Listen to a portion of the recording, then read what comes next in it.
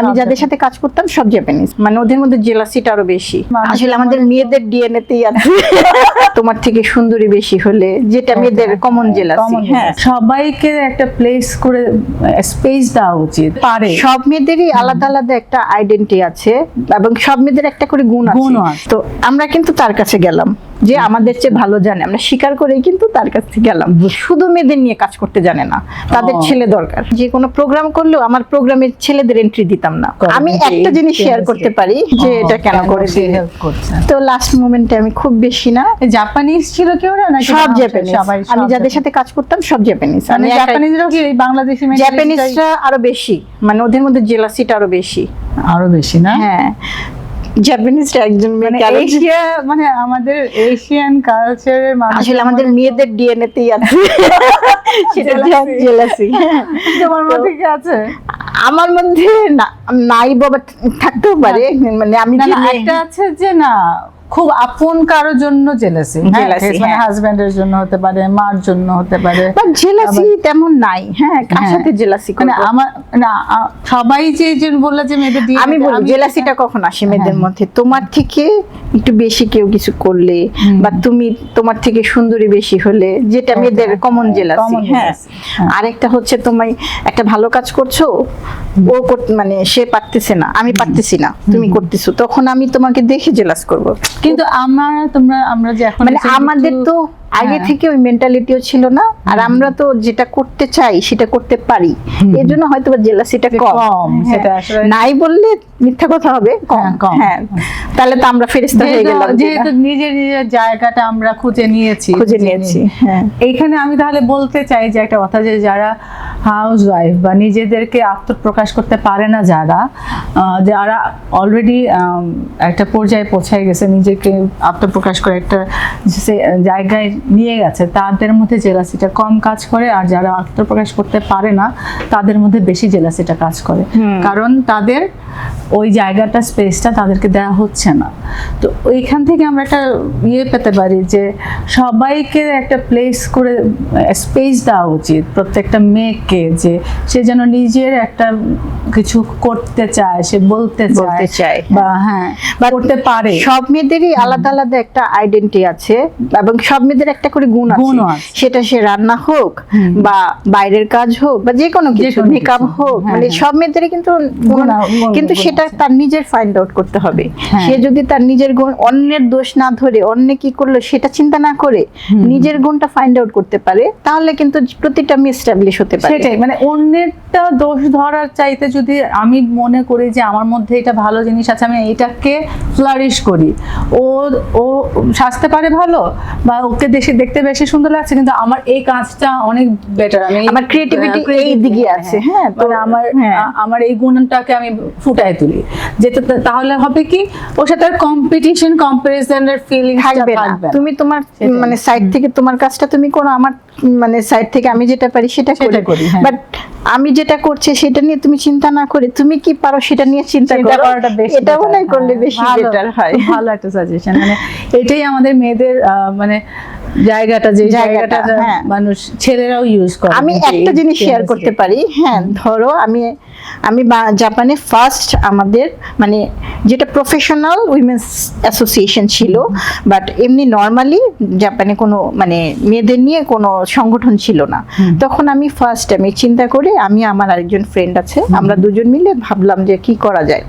না ভাবার পরে ওকে নিলাম যে আসো আমরা একটা মানে জাপানে মেয়েদের নিয়ে একটা সংগঠন করি, যেখানে বাংলাদেশে তো অনেক দুস্থ নারী আছে, অনেক সিঙ্গেল মাদার, হ্যাঁ, তাদেরকে যাতে আমরা সাহায্য করতে পারি। তো এটা চিন্তা করে আমরা একটা ফান্ড মানে একটা উইমেন্স অ্যাসোসিয়েশন বানালাম, যেটার নাম Bangladesh women's association in Japan. তো ওইটার ফাউন্ডার আমি আর আমার আরেকটা ফ্রেন্ড, আমরা দুজন। তো এটা আমি বানালাম, আমি আর ও মিলে। তো বানানোর পর কি হলো, তখন আমাদের তো দুজন মিলে হবে না, আমাদের একটা এক্সিকিউটিভ কমিটি বানাতে হবে। তখন আমরা জাপানে যারা আমাদের চেয়ে সিনিয়র বা আমাদের চেয়ে ভালো জানে, তো আমরা কিন্তু তার কাছে গেলাম, যে আমাদের চেয়ে ভালো জানে, আমরা স্বীকার করেই কিন্তু তার কাছে গেলাম, বুঝছি। তাদেরকে অফার দিলাম যে আমরা এরকম বানিয়েছি। তারপরে আমরা একটা লাউঞ্জিং প্রোগ্রাম করলাম, যেটাতে আমাদের তখনকার জাপান এম্বাসিতে মানে আমাদের অ্যাম্বাসিডার ছিল মহিলা, রাব্বা ফাতেমা। আচ্ছা, কিন্তু ও কি হেল্প করেছে? হ্যাঁ, উনি হেল্প করেছেন। আচ্ছা। তো তখন আমরা তাকে চিন্তা করে এটা বানিয়েছি, যে উনি তো আচ্ছা, এখন মানে রাব্বা ফাতেমা যেহেতু মেয়ে, তা তাকে নিয়ে আমরা, সে ছিল আমাদের অ্যাডভাইজার। হ্যাঁ, আচ্ছা। তো ওনাকে আছে গেলাম, ওনাকে প্রস্তাবটা দিলাম, উনি রাজি হলো। তো উনি বলল আচ্ছা তোমরা করো, আমরা তোমার সাথে আছি। তখন আমরা কি দিয়ে শুরু করব? তখন আমি চিন্তা করলাম যে একটা অ্যাওয়ার্ড সেরেমনি করি, আচ্ছা, তো একটা ফ্যাশন শো করি, মেয়েদের নিয়ে একটা অ্যাওয়ার্ড সেরেমনি করে আমাদেরটা এটা প্রেজেন্টেশন করি। তো এটা করলাম। তো তিনজন মেয়েকে, একজন হচ্ছে অসেদা ইউনিভার্সিটি, ওইখানের professor plus writer, Bangali. Very good. তা আমাদের রাব্বা ফাতেমা ম্যাডাম, আর হচ্ছে আরেকজন ছিলেন, উনি হচ্ছেন মানে যাকে আমাদের সিনিয়র, উনি হচ্ছেন জাইকাতে কাজ করতো, আচ্ছা। ওই বাংলা স্কুল করেছেন, নাকি একটা জাপানি বাংলা, জাপানিজদের বাংলা শেখাতেন। ও আচ্ছা আচ্ছা, হ্যাঁ, এনজিও। এনজিওর মতো, এবং ওইখানে এনএচকে তে সে বা বাংলা খবর পড়তেন। ও বাহ, তো ওনাকে নিয়েছি। তো তিনজনকে আমরা অ্যাওয়ার্ড দিলাম, মানে সব সাকসেসফুল সাকসেসফুল উইমেনদের। আমরা স্বীকার করি যারা উইমেন সাকসেসফুল তাদেরকে আমরা দাম দিতে জানি, ওইভাবেই আমরা একটা, এটা ফার্স্ট জাপানে আমি করি। ও ভেরি হ্যাঁ। গুড। আমি তো তাহলে মানে আমি না জেনেই একজন ব্যক্তিত্বকে পেয়ে গেছি, মানে ওর। তো এটা ফার্স্টে আমরা শুরু করি, মানে আমি শুরু করি, আমার সাথে ছিলেন আমার এক ফ্রেন্ড, ওকে আমি অফার দিই, ওকে নেই। ওকে নেওয়াতে আদার্স যে আমার ফ্রেন্ডরা আছে তারা আমার শত্রু হয়ে গেল। আচ্ছা, তো ওকে কেন নিলাম, ওদের কেন নিলাম না?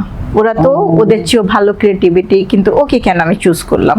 এটার জন্য আমার অনেক একটা এনিমি একটা হয়ে গেল মেয়েদের মাঝখানে। আচ্ছা আচ্ছা। তারপর আসলে তুমি কেন চুজ করেছিলে? চুজ করেছি, ওকে আমার ভালো লাগে। হ্যাঁ, ওকে আমার ভালো লাগে, বাট আদার্স যাদের নিলে অনেক প্রবলেম হতো, এবং ও একটা আমার সাথে মেন্টালিটিতে মেন্টালিটিতে বনাতে লাগবে না। আদার্স যারা আছে তারা শুধু মেয়েদের নিয়ে কাজ করতে জানে না, তাদের ছেলে দরকার, মানে মেয়েদের সাথে সাথে তাদের ছেলেও দরকার। তাদের ধারণা হচ্ছে শুধু মেয়েরা কিছু করতে পারে না, কিন্তু আমাদের থিম হচ্ছে যে আমরা যা করব শুধু ডিপেন্ডেন্ট। বাট আমরা ডিপেন্ডেন্ট হয়ে করবো না, যে কোনো প্রোগ্রাম করলেও আমার প্রোগ্রামে ছেলেদের এন্ট্রি দিতাম না। হ্যাঁ, তো এটা আবার কেউ মেনে নিতে পারলো না, বলে যে না বাংলাদেশেও তো যারা না ওইটা না। পরে মানে যখন আমরা সবাই মিলে অনুষ্ঠানটা করি তখন ছেলেদের আমরা গেস্ট হিসেবে ছেলে অ্যালাউ করি, বাট আমাদের হেল্পিং এর জন্য আমরা কখনো ছেলে অ্যালাউ করি না।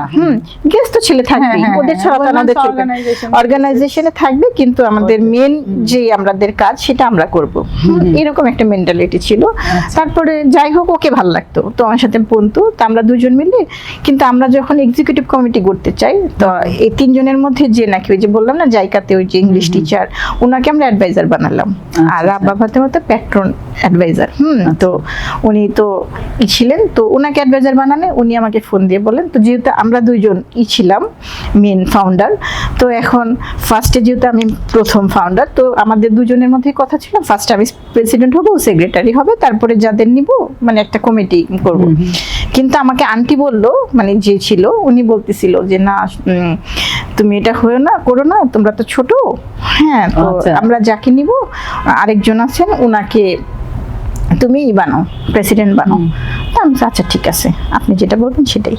তো ওনার কথা শুনি, তো ওনাকে প্রেসিডেন্ট বানাইলাম, আমি সেক্রেটারি হলাম।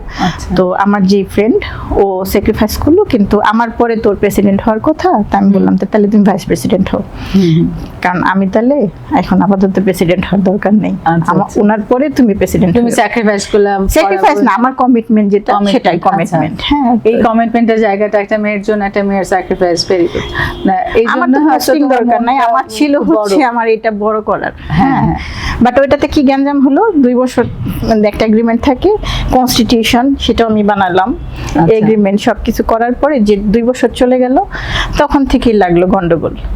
আচ্ছা, তুমি নিজে এইভাবে মানে তুমি ইন্ডিপেন্ডেন্টলি মেয়েদেরকে নিয়ে একটা জিনিস তৈরি করলা, কিন্তু মেয়েদের মধ্যেই আবার গন্ডগোল, মানে সবচেয়ে প্রবলেম হচ্ছে মেয়েদের মধ্যেই। এটাই আমি বলতে চাচ্ছি, যেহেতু তোমার মেয়েদের নিয়ে শো,